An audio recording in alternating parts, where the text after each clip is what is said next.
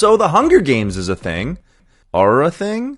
The Hunger Games as a series is a thing, and it's kind of way darker than I remember, especially for a young adult novel. The Hunger Games were in this sweet spot of young adult novels and their movie adaptations. It was right on the heels of Harry Potter and Twilight, and sparked a fad where teen dystopian fiction was all the rage, until the Divergent movies came along and put an end to both of those things.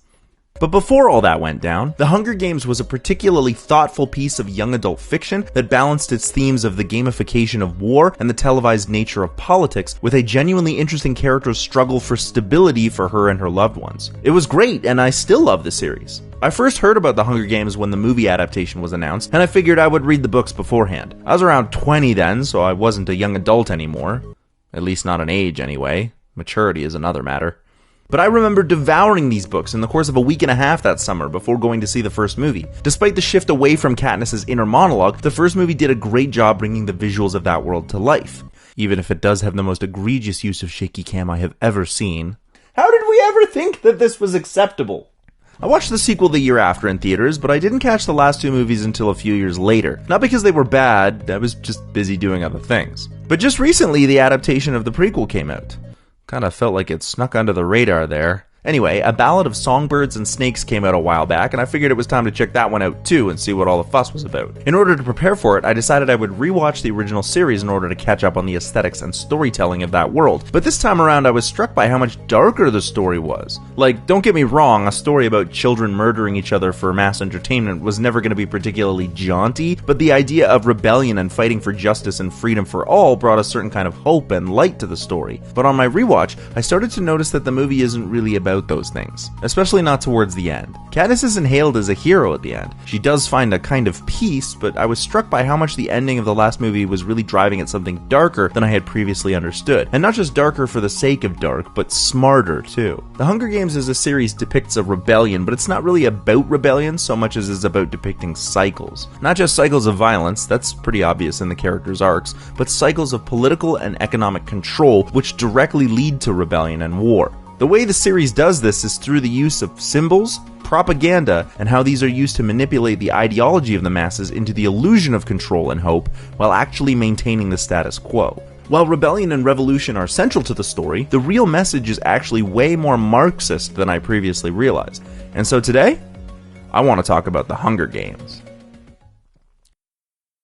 In the early 2000s, Suzanne Collins began to formulate the first novel after she became aware of how entertainment and news were folding into one another, particularly the footage of war juxtaposed with the rising popularity of reality television and competitive game shows. Reflecting on this, Collins was inspired to write a book that would force readers to contend with the way media, war, and entertainment is consumed. Collins could not fit the entire story into a singular book, and so planned for a trilogy, with the second book, Catching Fire, released in 2009. That same year, a production company by the name of Color Force, which is a dope name, managed to secure the adaptation rights to the novel and started approaching studios. Lionsgate was determined to get into the adaptation game in order to compete with the success of Harry Potter and Twilight. That, and they reportedly hadn't made a profit in 5 years. Pulling budget and resources from any place or production that they could, Lionsgate managed to secure a deal with Collins and Color Force and began the process of writing the script. Collins finished the last book, Mockingjay, in 2010 and immediately began working on a first draft of the screenplay for the first movie. Director Gary Ross chose to work with Collins and wished to create a faithful adaptation in order to capture the importance and power of the original story. A tricky feat considering the whole book is told from Katniss's first-person perspective. But instead of including internal monologues, the creative team found other clever ways of telling the story and communicating information visually. And more importantly, they trusted their lead actress to convey emotionality and complexity. Jennifer Lawrence was selected precisely because of her acting prowess and experience. It was not long before she was joined by a who's who of actors. Like, seriously, if you haven't looked at who's in this movie lately, if they weren't big then, they are now. The first movie was released in 2013 and absolutely destroyed the box office, breaking several records and bringing in a massive number of new fans to the books. Like me! For the next 3 years, The Hunger Games continued to dominate the box office during their respective opening weekends. Finally, in 2015, Mockingjay Part 2 was released and the series' theatrical adaptation was completed, and audiences were left satisfied. Plus, they pulled back on the shaky cam as the movies went on. Oh man, I feel sorry for people who get motion sick. In case you get sick of spoilers or just don't want to deal with them, this is your spoiler warning.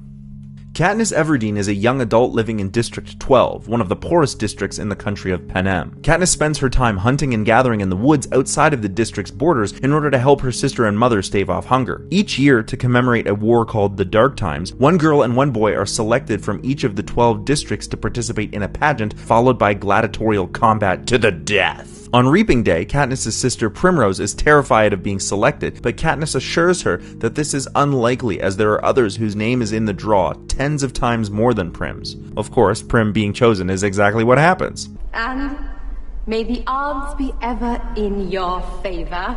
Katniss cannot bear her gentle sister being sent to die and volunteers in Prim's place, and a boy named Peeta Mellark is chosen as the male tribute. Katniss and Peeta are then rushed off to a train towards the capital, where they meet Haymitch, the only living victor from District 12 still alive. Haymitch is clever but surly when he is drinking, which is all the time as he attempts to deal with the trauma of what happened in his own games. Over the next couple of days, Katniss is subjected to humiliation and scrutiny as she and 24 other candidates are trained and paraded out in front of the entire nation. Katniss is not particularly good at making friends, but Peeta seems to have a knack for it.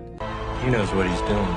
Katniss is introduced to the audience via a talk show, and while her outfit stuns thanks to her stylist, she comes across as shallow. Peeta, on the other hand, makes a splash by revealing that he's in love with Katniss and has been for years. Katniss is unsure if this is a strategy for the games, but despite her natural distrust, Peeta seems honest and is genuinely a good person. However, once they are in the ring, everything changes. When the countdown is complete, a bloodbath ensues as the participants race for weapons and supplies. Luckily, we don't see too much blood because the cameras are so shaky. Seriously, did someone hit the cameraman too? Is he okay? I think he might be struggling. Katniss manages to grab some supplies, but leaves behind a bow and arrows, which she desperately wanted. Instead, she hightails it into the woods and begins working on survival skills rather than combat. Katniss doesn't make it far before she meets a group of others that have formed an alliance in order to kill her, which includes Peeta. But Katniss makes her own friend in Rue, who shows Katniss a hive full of genetically engineered wasps called Tracker Jackers, which Katniss then drops on her enemies, but not before being stung herself.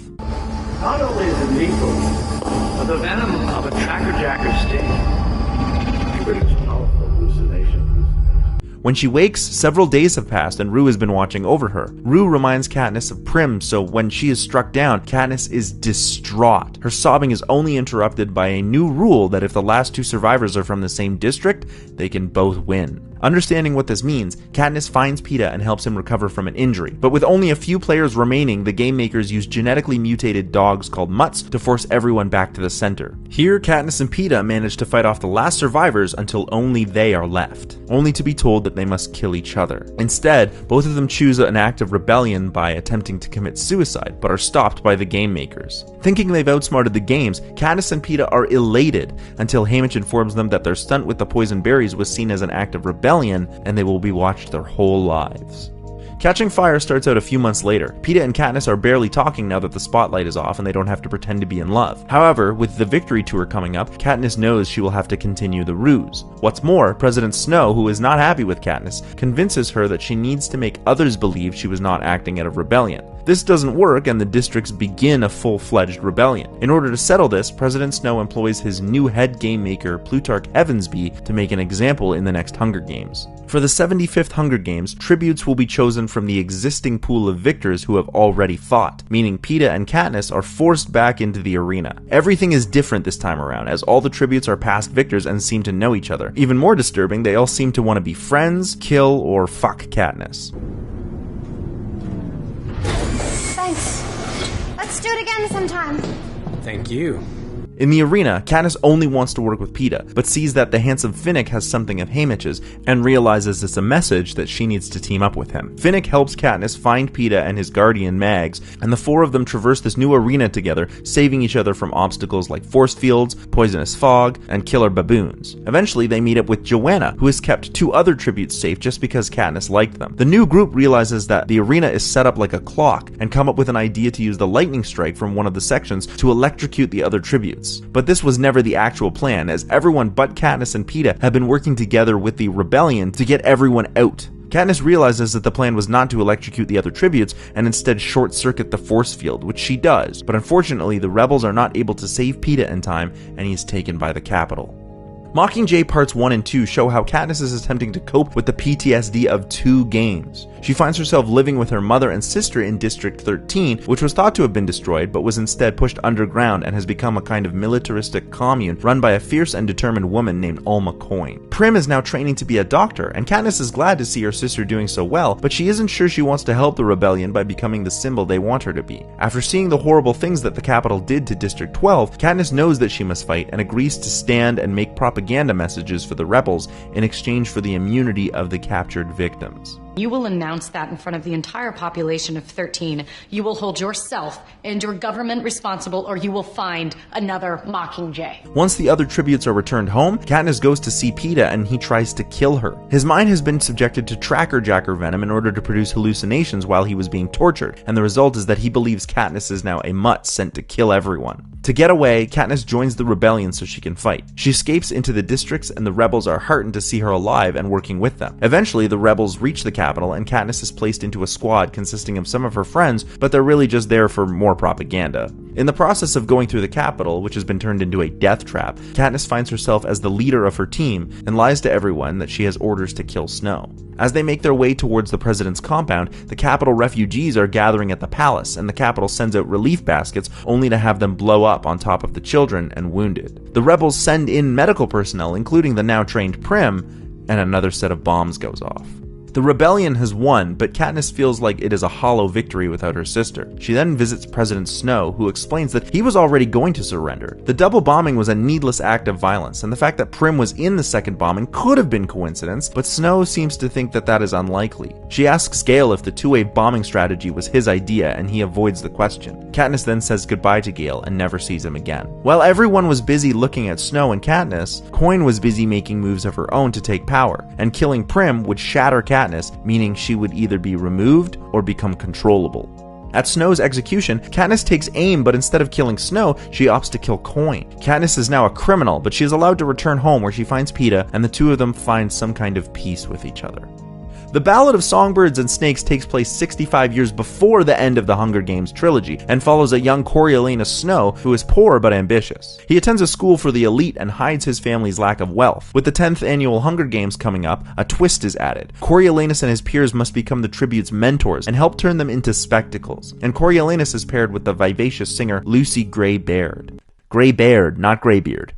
Coriolanus becomes infatuated with Lucy and is constantly stuck between wanting to help her because he is attracted to her and because he needs her to do well for his personal gain. In order to help her, he cheats without anyone noticing, except everyone notices and he is banished to District 12 with his best friend Sejanus to serve as peacekeepers. Sejanus cannot abide the cruelty that they are ordered to enforce and begins conspiring with the rebels. When he gets in too deep, Coriolanus has to bail him out by shooting the mayor's daughter. Realizing he cannot stay any longer, Coriolanus makes plans to leave with Lucy, but Sejanus is caught because Coriolanus recorded a conversation about his treason. When Lucy asks how many people Coriolanus has killed, he does not include Sejanus. But Lucy is suspicious, and she sets a trap to reveal Coriolanus' true colors. When he finds the guns that could frame him, he realizes he can dispose of them and would be allowed to return home. When Lucy realizes that Coriolanus loves self-gain and power more than her, she bails into the woods, never to be seen again.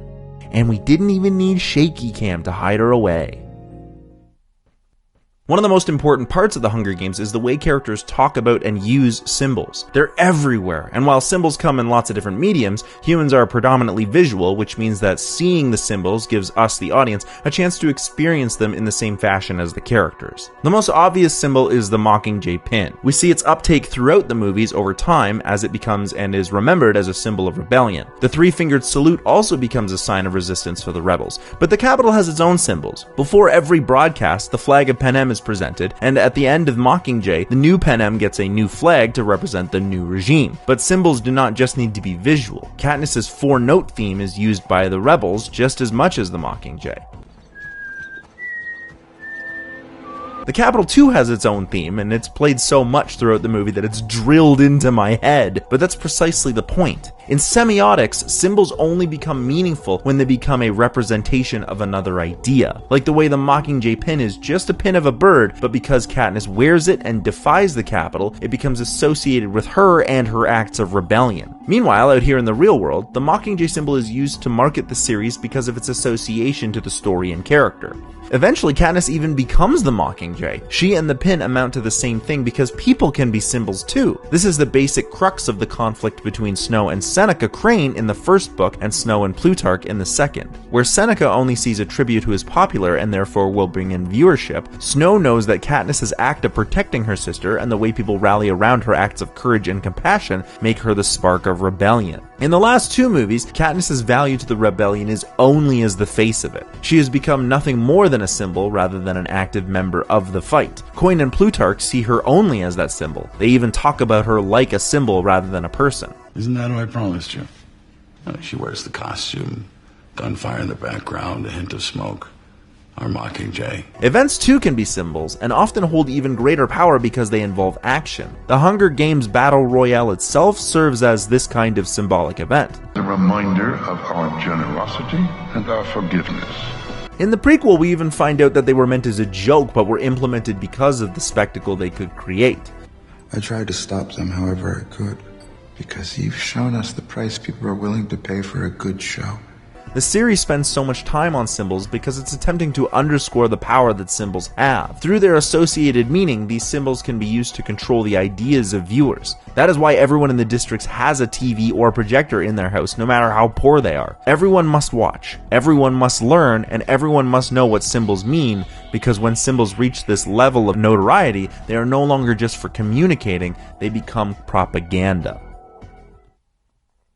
A large part of the third movie deals with the dissemination of information. The action revolves around what information the Capitol is putting out to the districts and how District 13 sends out information of their own. Beatty spends a lot of time talking about how to deal with the communication grid and getting information into the Capitol and other districts. The reason this is so important, other than for the narrative of course, is because when you control communication, you control information. And as we all know, knowledge is power. Even the name Panem, meaning bread, is a reference to the saying Panem et circenses, meaning bread and circuses, the implication being food and entertainment is the way to control people, hence the Hunger Games. Because everything in the series is about controlling information through propaganda. The information that these opposing governments send out is never just pure information. It's always in the form of symbols that send clear messages to each other or to the wider world. Most importantly, it doesn't matter if it's true or not. It's used to influence what people believe is true.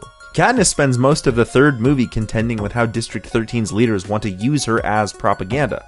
Propos, I like to call them. We know that she's not likable, and she isn't even a particularly good person. She's overly focused on her and her loved ones to the point of outright derision towards anyone who doesn't fit into that category. However, Katniss is definitely honest. In the books, it's a little bit clearer because we have access to her inner monologue, but Katniss struggles with the fictional narrative that Plutarch and Coin want her to present. And they don't even hide that what they're doing is propaganda and what its purpose is for.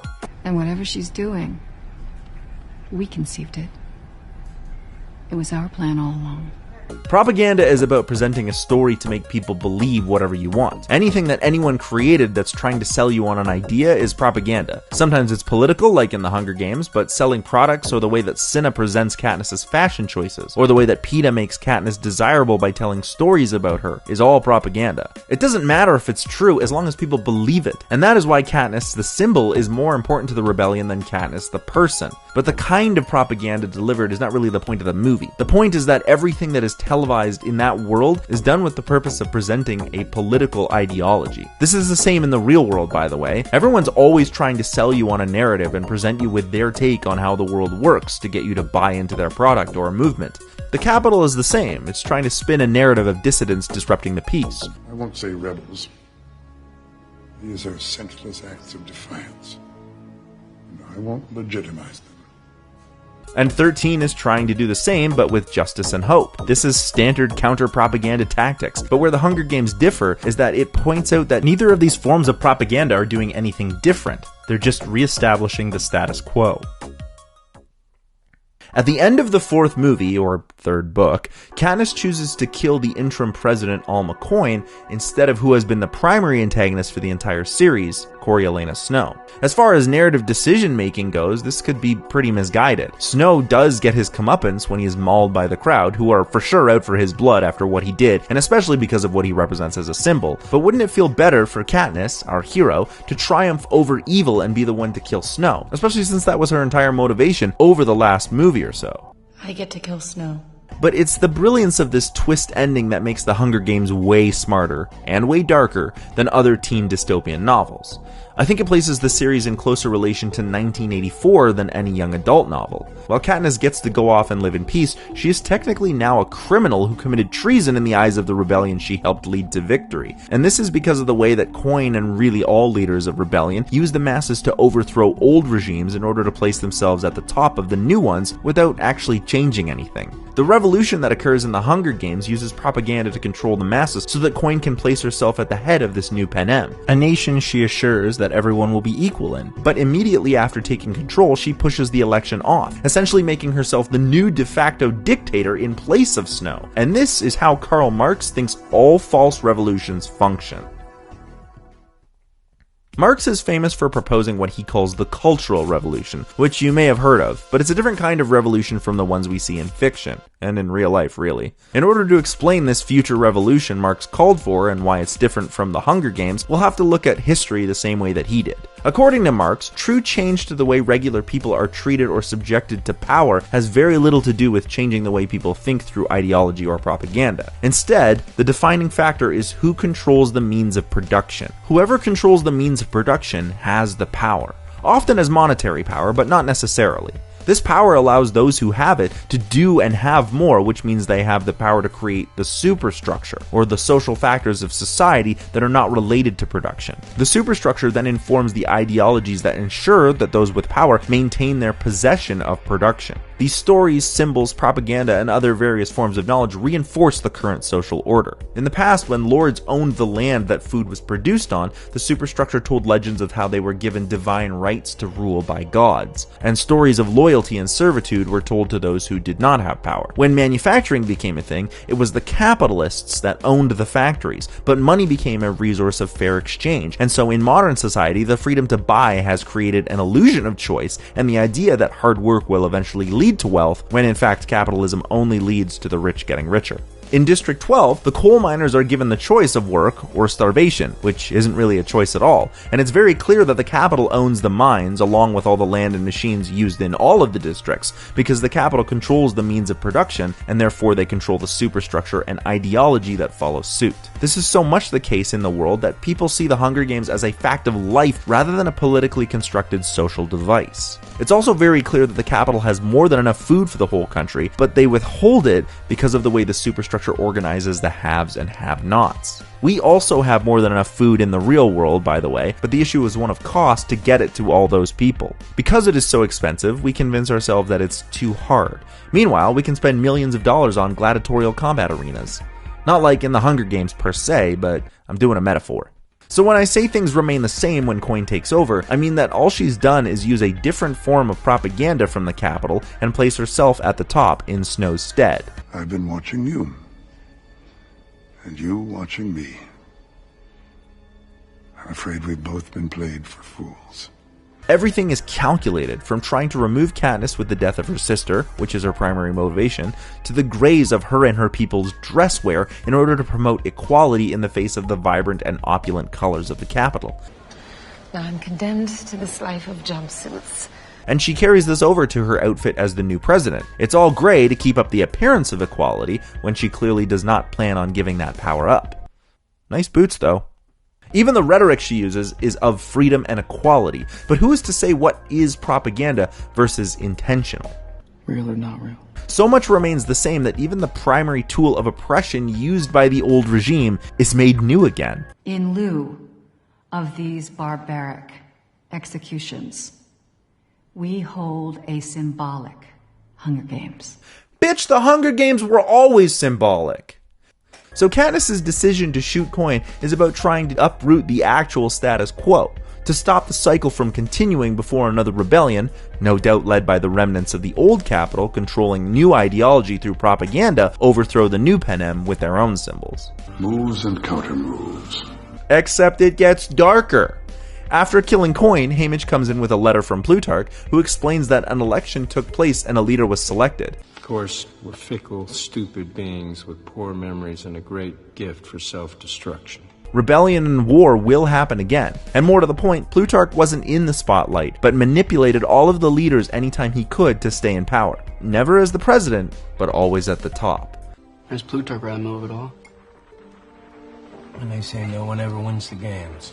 While Katniss's story ends, the cycle will continue. Marx thought the only way to do away with ideological revolution and to get to a true cultural revolution was for the means of production to change. The people as a whole would need to collectively control production. But the past has shown that change in the superstructure at any meaningful level only occurs when technology shifts, causing an upheaval in the means of production rather than the stories we tell each other. But as I discussed in my video on WALL-E, technology under capitalism has become a capitalist tool, perpetuating its own need and continued usage. So perhaps all we can really do is avoid playing the same games in perpetuity. The Hunger Games are a masterclass in how countries and individuals use symbols and propaganda to control the ideology of society and push them to believe in the rhetoric of whatever the ruling class finds useful at any given time. But it does this not as a story about revolution, but from one complex and compelling character's point of view, as she is used by the capital as entertainment, and then as a symbol of rebellion, hope, and justice by those who seek to overthrow that old regime. We see Katniss subjected to a lot of violence and abuse, and despite the rebellion claiming to be different, they only view her as a different kind of symbol from the capital and not as a person. It is in her choice to shoot Coin that Katniss demands her independence back from those who have used her, and in doing so, she brings light to the fact that the revolution did not bring about any sort of meaningful change. People will still be used, and others will have the power to use them because they control the means of production. I suppose I could be happy about the fact that corporations don't seem to have the same kind of vice grip in this world as they do in real life, but they use symbols as propaganda to control ideology in the same way, and these become associated with certain movements only to have them become the same thing they sought to overthrow. And it's what makes this series so much more than a dystopian YA novel. It's straight up some 1984 shit. It is an exploration of the futility of revolution and those subjected to it by the powers that be. And that is why The Hunger Games is super dark and super brilliant. Here are my stray thoughts. Boggs is the unsung hero of the story, and he is played by Mahershala Ali. Stanley Tucci is also brilliant as Caesar Flickerman, and he makes the first movie jump off the screen. I didn't spend too much time talking about the prequel, but I think Lucy Gray was a master manipulator from the beginning. I'm just not sure that we needed a prequel about Snow. Still a decent movie, though, and no shaky cam. Hey! Thanks so much for watching that video. Since I wrote the script and started editing, they had just announced that there's going to be a new Hunger Games, apparently focusing on Haymitch, which, again, I'm not sure why we need it, but Haymitch is a dope character, so I could see that going really, really well. If you enjoyed that, don't forget to like and subscribe, because I got lots more cool ideas. That's all happening right here on Cinemasters Ultimate Timeline.